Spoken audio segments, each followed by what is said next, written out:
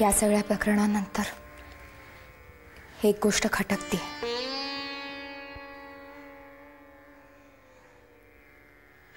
आपण भालचंद्र रावांना गुन्हा करूनही वाड्यात थारा दिलात, पण काहीही न करता गोदा मात्र शिक्षा भोगते। पार्वती, आमच्या तोंडून निघालेला शब्द अखेरचा असतो, त्या उपर आम्ही पुन्हा विचार करत नाही। क्रोध आवरा मामंजी।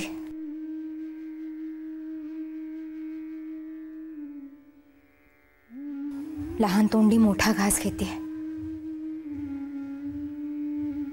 पण अपराध्याला शिक्षा झाली आहे मामंजी। पण जर निरपराध्यावर अन्याय होणार असेल तर ते सर्वथा चुकीचं आहे ना।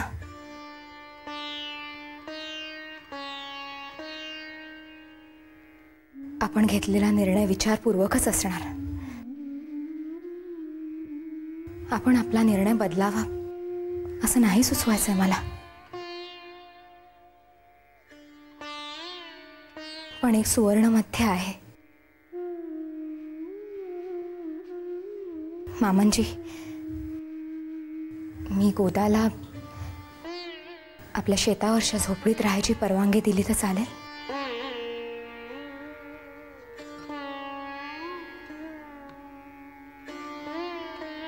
गोदा बयोची बहीण असली तरी तिने शास्त्रांची इमान इतबारे प्रामाणिकपणे चाकरी केली आहे।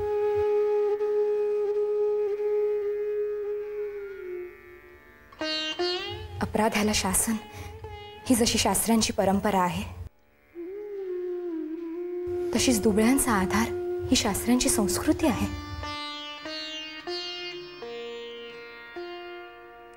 गोदा आता दुबळी आहे, अशा वेळी आपण नाही उभं राहिलो तर मग कोण उभं राहणार तिच्या मागे?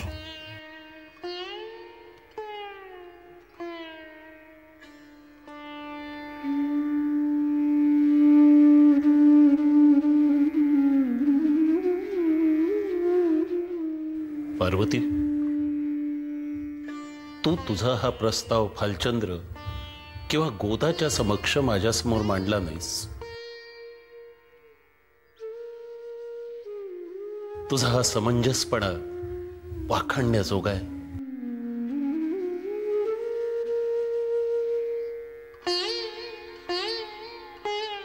माझी परवानगी आहे।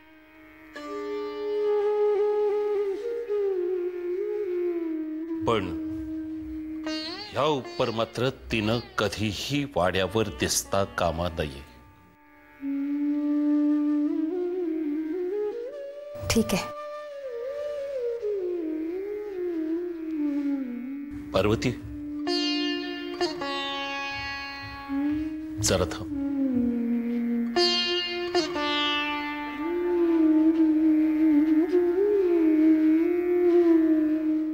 माझे काम करशील?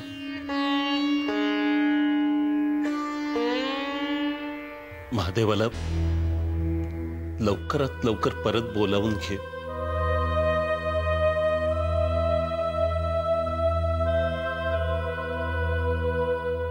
मला त्याची माफी मागायची आहे।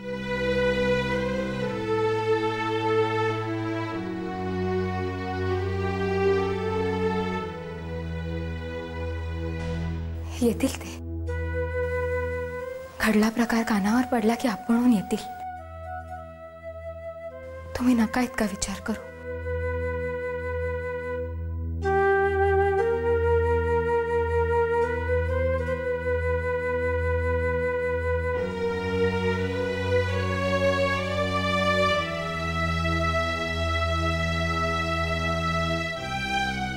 महादेवा, चुकलो।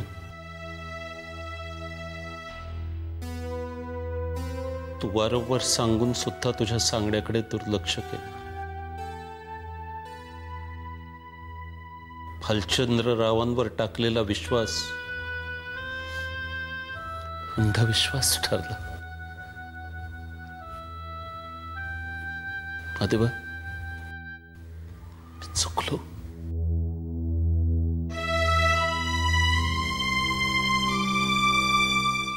लवकरात लवकर ये. मी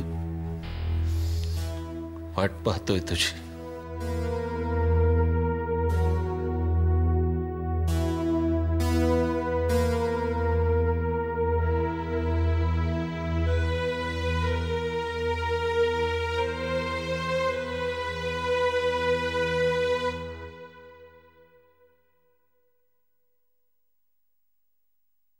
गोदा, हे घे. नका मला. वहिनी साहेब, तुम्ही आधीच लय केलंय माझ्यासाठी. अगं, ही मदत नाही आहे, हे कर्तव्य आहे आमचं. तू वाड्याची इमान इतबारेत चाकरी केली आहेस. घे.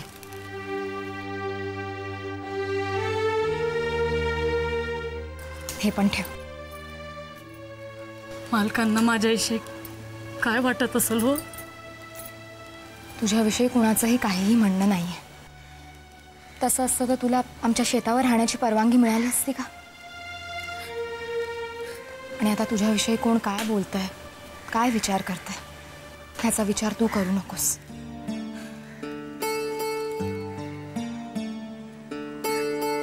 गोदा, अगं काय करतेस? उठ बघू.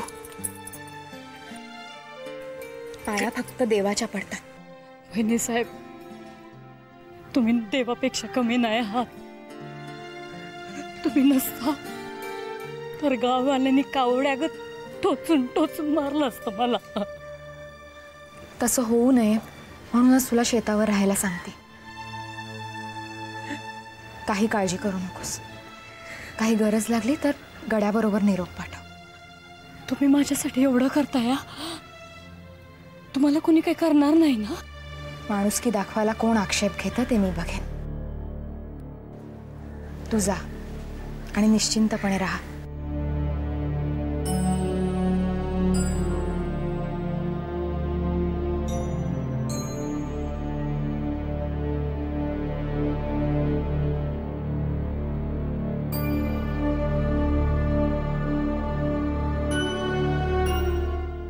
देवा, हिचं रक्षण कर. कुठल्याही संकटाची सावली हिच्यावर पडू देऊ नकोस. इंदुमतीला सुबुद्धी दे. तिचंही रक्षण कर आणि हे सगळं वादळ लवकरात लवकर शमू दे. शास्त्री कुटुंबात पुन्हा शांती नांदू दे. एक वनवा पेटणार, समद खाक होणार, तुझं कुल बी संपणार.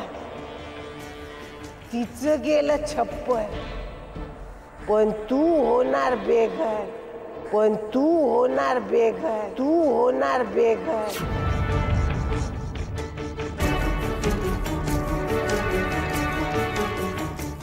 वाड्याला वाचव देवा. सगळं तुझ्या हाती आहे.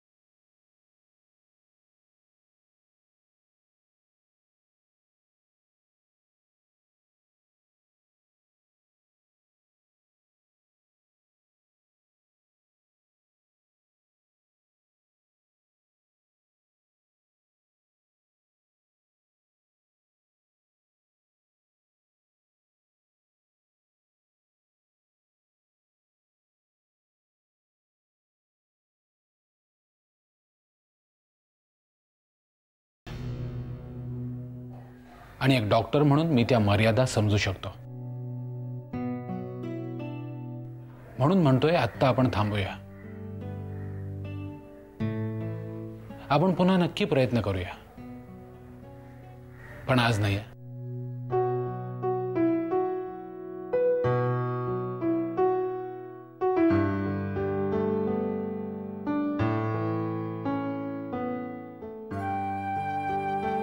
ठीक आहे.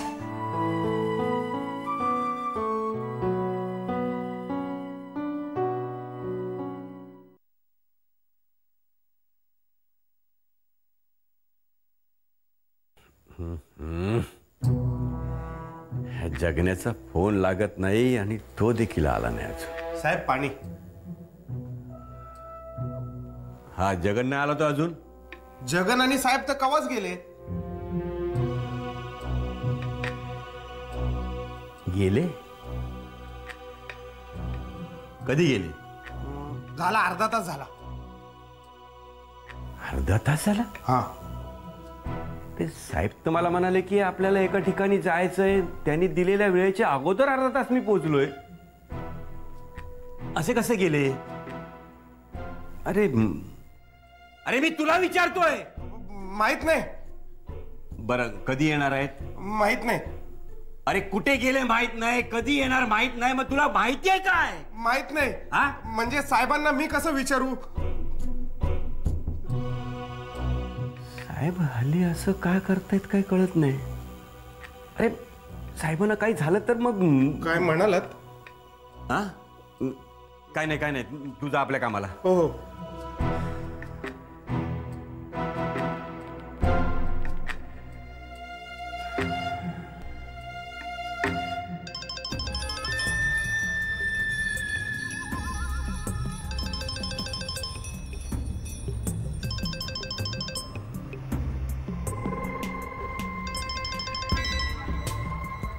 हाँ बोल परमेश्वर. साहेब कुठे आहात तुम्ही? एका महत्वाच्या कामासाठी चाललोय. मी त्यासाठीच तर आलो होतो. तर तुम्ही? हाँ ते काम कॅन्सल झालं. पुढल्या आठवड्यात करायचंय. तुला सांगायला विसरलो. मग आता? आता तू घरी गेलास तरी चालेल. साहेब तुमच्याकडे कामाला लागलो तेव्हाच ठरवलं होतं की हातपाय तुटले तरच विचार करावा लागेल की तुमच्याबरोबर राहायचं की नाही. नाहीतर सावलीसारखा मागे राहायची शपथ घेतली मी. अरे साहेब एक विचार. हाँ. माझं काही चुकलंय का? नाही. तसं झालं असेल तर कान पकडा, जोडे मारा. पण माझ्याशी असं वागू नका. हे बघ असं काही नाही आहे. साहेब माझं वय झालंय, मी काही करू शकत नाही असं वाटतंय का तुम्हाला? पण मी असं म्हटलंय का? मग साहेब अशा जोखमीच्या कामाला तुम्ही मला? श्रद्धांजलीला चाललोय, त्यात कसली आली जोखीम?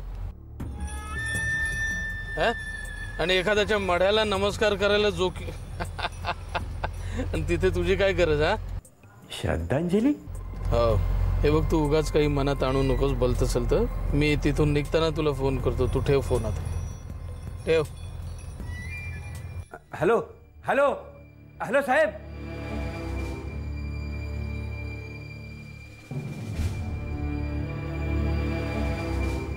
श्रद्धांजली? ओळखीच्या पैकी तर एवढ्यात कुणीच गेलं नाही. मग ही श्रद्धांजली कोणाला? एक मिनिट गाडी थांबव. थांबव थांबव. काय सर? नाही काय झालं नाही आहे. तू एक काम कर. ही फाईल गुप्ताला नेऊन दे. बर. आणि तू नंतर बंगल्यावर जा. आणि तुम्ही सर? मी येईन नंतर. पण सर मी येतो तुम्हाला सोडायला. ए बापाला सांगायचं नाही. हो सर. सांगितलं तेवढं करायचं. चल निघ. निघ तू. धू म्हणलं धुवायचं. ये तुम्ही जा.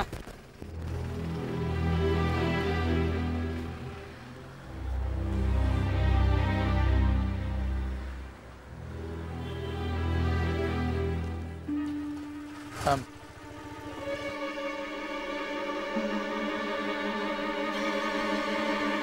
चल.